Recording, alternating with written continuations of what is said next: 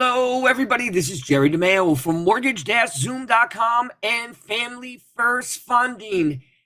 And this is a great topic for today. The topic for today is 2023 rate and housing forecasts. This is brought to you by MBS Highway and Barry Habib. And why am I going to listen? This is about 20 minutes. The reason I'm sharing it is because if you're a realtor, if you're a loan originator, if you're a home buyer looking to buy a home or find out what's going on, like this, I really believe that this is something you should be listening to.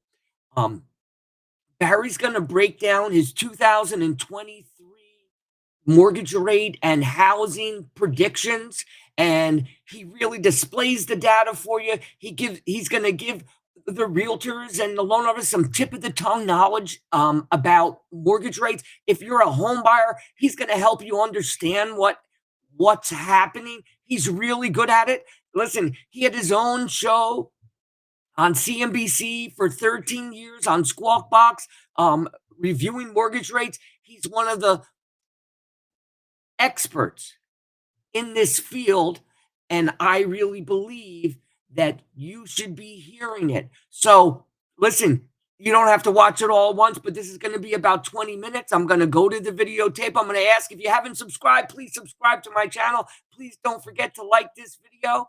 And I'm going to go to the videotape now. Just bear with me a second. And this is Barry Habib with his from MBS Highway, and he's giving his predictions for 2023 and explaining why. So here we go. And welcome to the MBS Highway forecast for housing and mortgage rates for 2023. We know that housing is so important and so vital to all of us, and we've seen home prices come down just a little bit after soaring high. So what does 2023 have in store? Well, as we know, with everything else, supply and demand will play a role, and impacting demand will be where interest rates are. As interest rates rose in the fall of 2022 and in early winter of 2022, we saw demand really slow down. But interest rates have, at the end of 2022, started to show some signs of improvement, meaningful improvement. Now, we think that's going to continue into 2023, and we want to show you why. As we mentioned many times, interest rates, mortgage rates, any long-term rate is going to be driven by inflation, because inflation erodes the buying power to the recipient of that fixed payment they're receiving on long-term bonds like mortgages. So the recipient of those monthly payments will see that value, the buying power, erode faster if inflation's higher. So their only defense is to charge a higher interest rate. But as inflation comes down, mortgage rates come down. So let's take a look at this together. We've got some slides to share with you.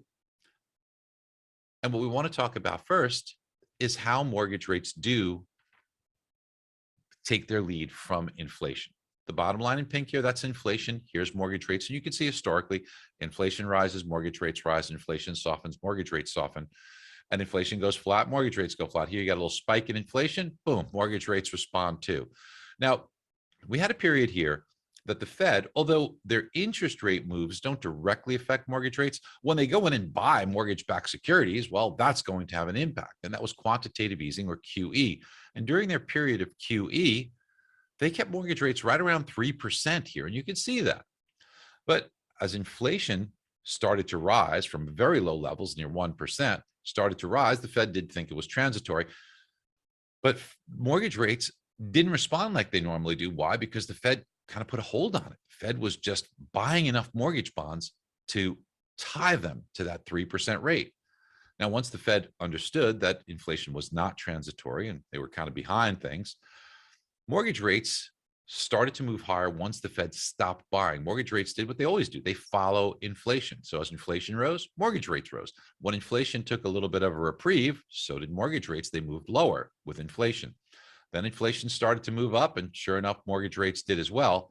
And as we've seen inflation come down at the end of 2022, mortgage rates have made some meaningful improvement, although they are significantly higher than where they were.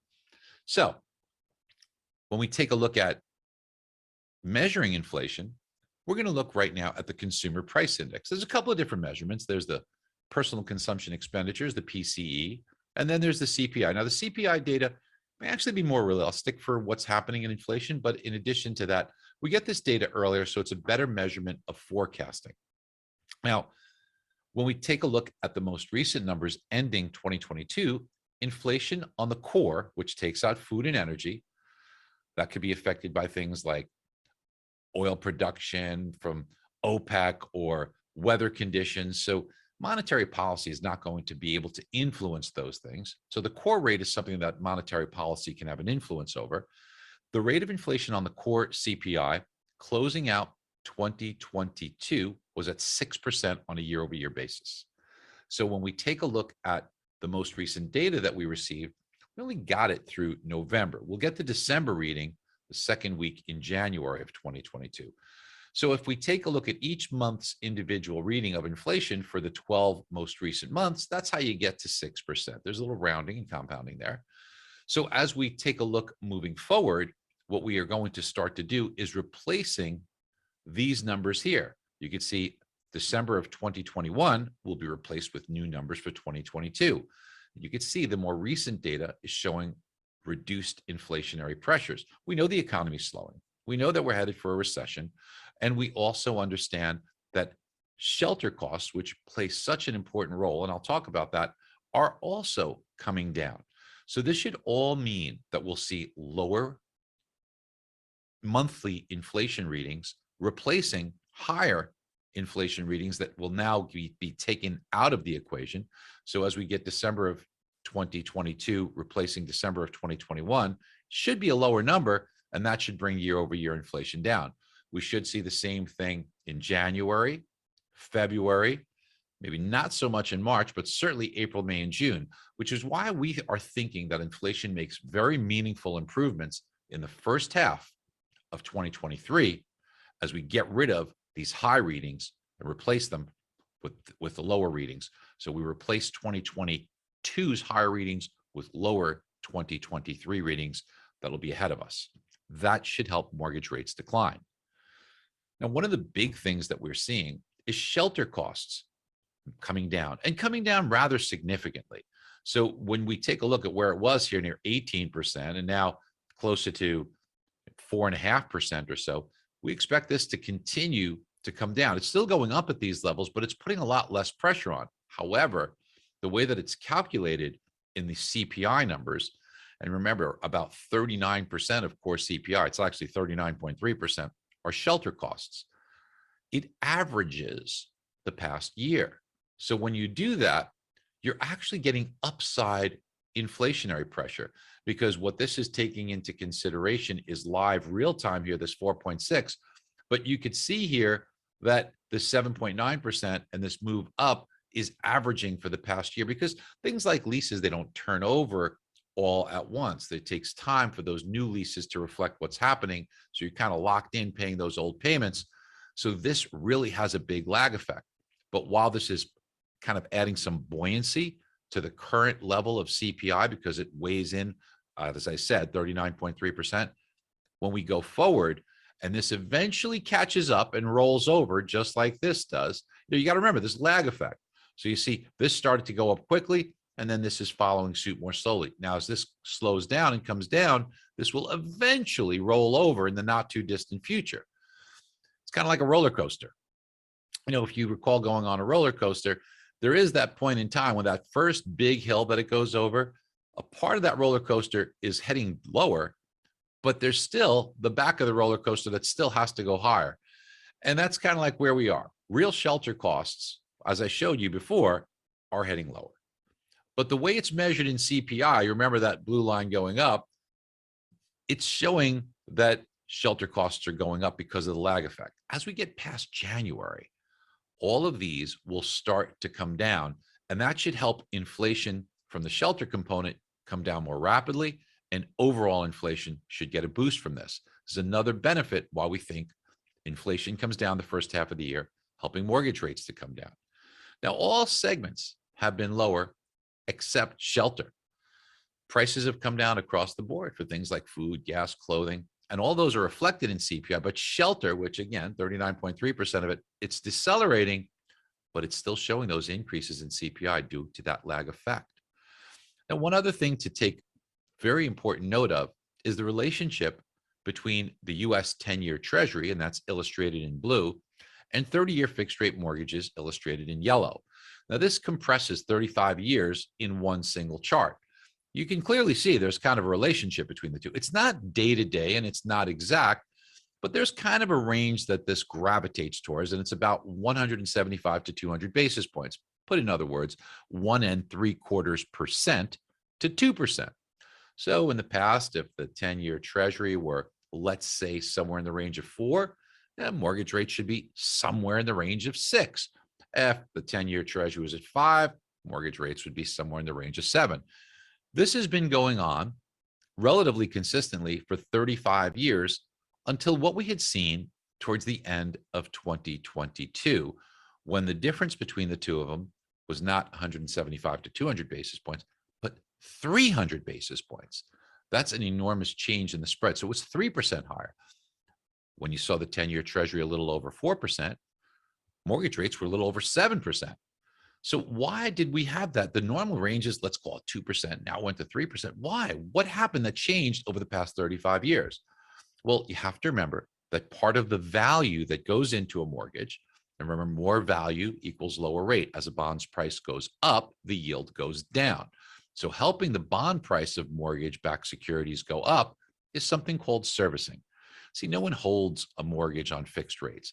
If you're making your payment to a company, you might think they're holding that mortgage, but they're not. That mortgage is sold in the secondary market. But what has to happen is someone still has to maintain the duties of collecting payments, of telling you if you're late, answering your questions, taking that payment and making sure the taxes and the insurance are paid.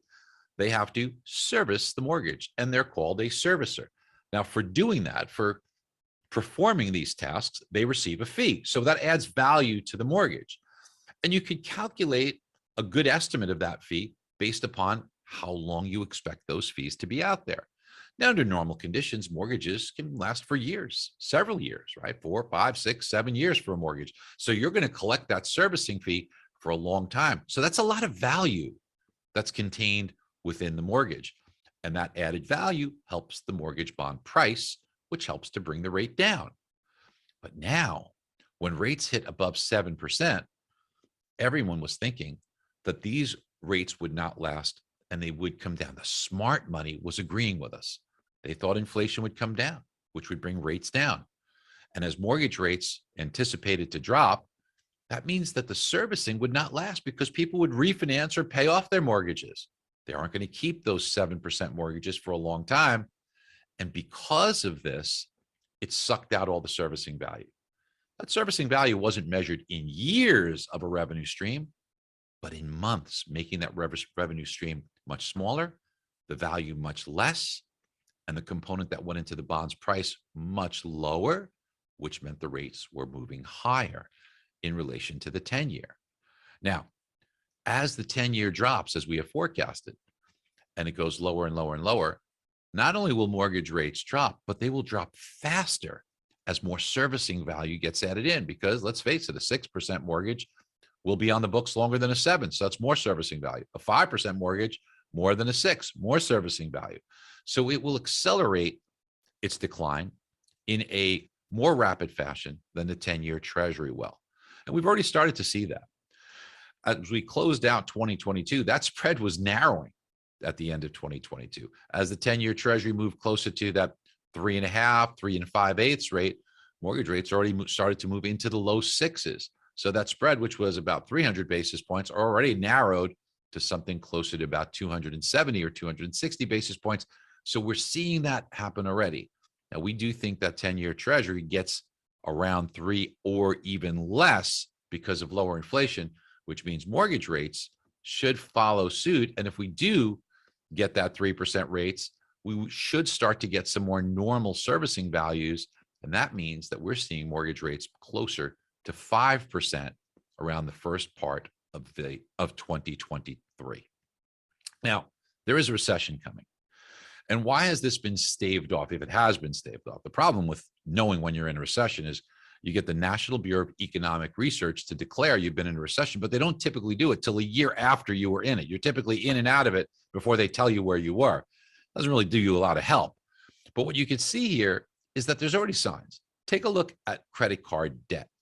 We are, after stimulus, living on credit cards for many people, and also tapping into savings. These bumps here are the 3 stimulus packages that help people with savings, but that's been all drained out, and we're even moving much lower than pre-COVID levels.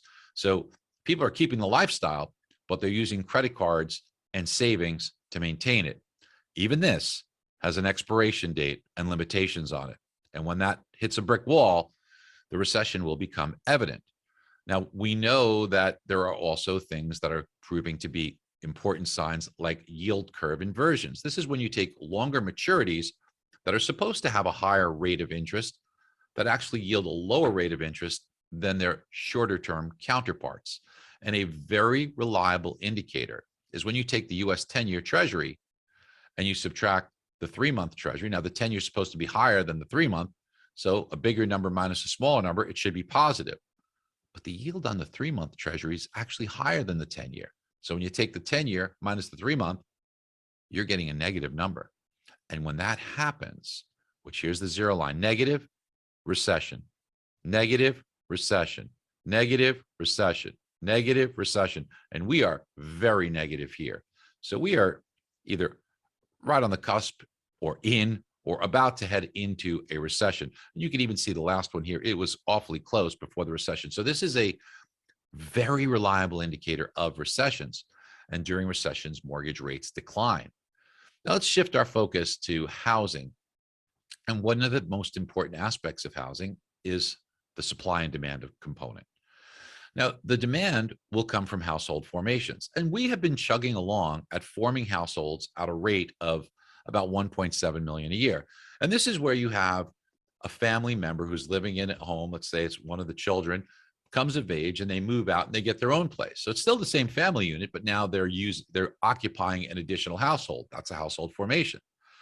We've been chugging along roughly 1.7 million for a while, but as we saw mortgage rates get to over 7%, some of those people that were going to form households went into a bit of hibernation, waiting for rates to come down. So this is kind of pent up demand here. And now at the same time, supply is softer. Builders have slowed things down. They're completing about 1.5 million homes, but yet there's about 100,000 homes every year that have to be replaced because of aging. So we're only seeing about 1.4 million homes come on the market. And currently with that hibernation, about 1.3 million household formations. So that's why the housing market has slowed for now in activity. But when rates come back down, you're going to have household formations go back to its normal rate of about 1.7 million, and that'll overwhelm the supply. And that should be very supportive of prices. And builders, they've slowed things down. Permits have slowed. They learned their lesson from that housing crash in 2006 to 2009. While people want to say it's a housing crash, hardly the case. Look, in the last 10 years, prices are up 115%. In the last couple of years, they're up 39%. Now, even with rates at 7%, we've seen them come in a little bit, down about 2.5%, but not very much, even with the headwinds of much higher rates. And the reason for that is because inventory is still very light and competing rents are still pretty high. People want to buy homes. They're just hibernating for a bit. But remember, when rates come down, things will change.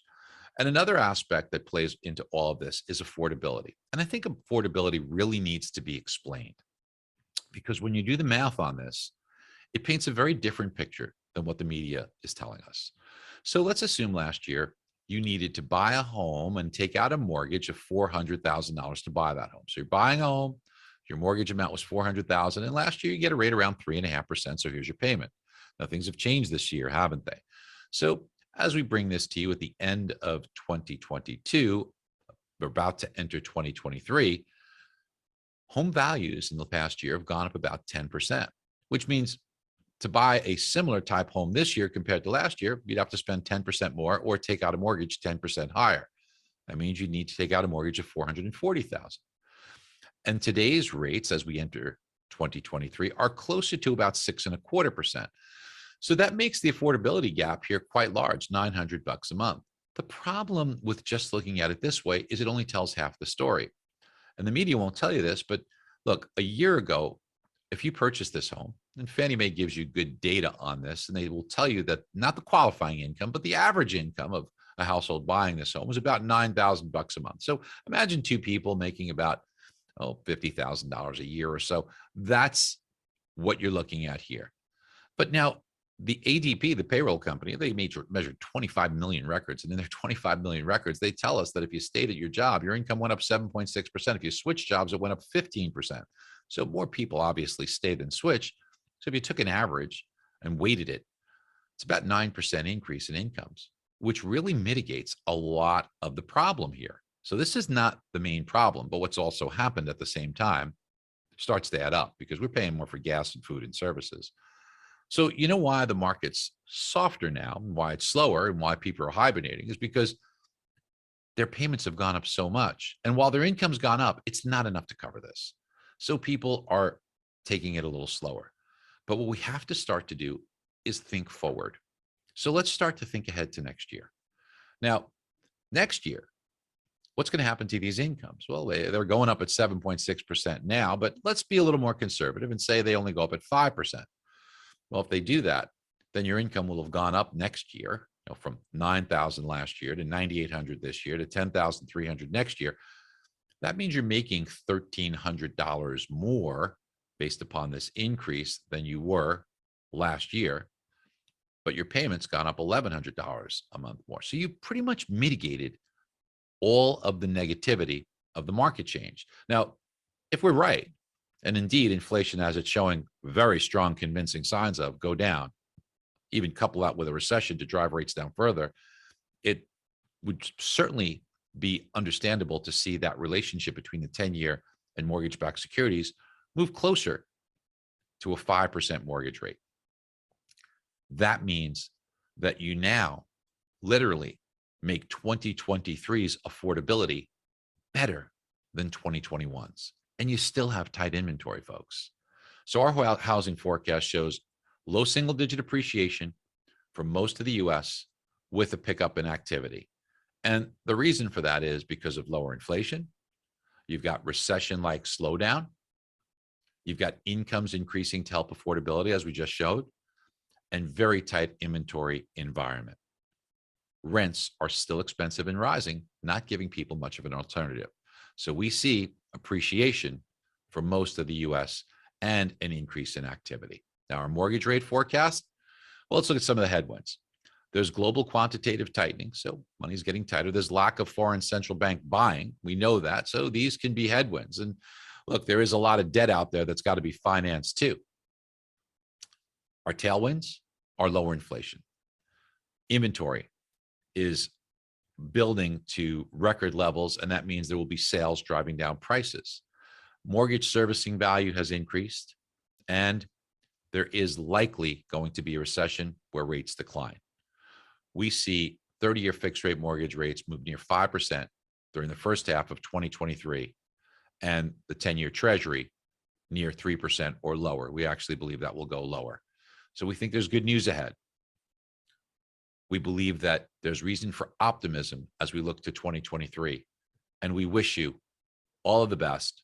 We wish you health, happiness, and prosperity in the year ahead. Thank you.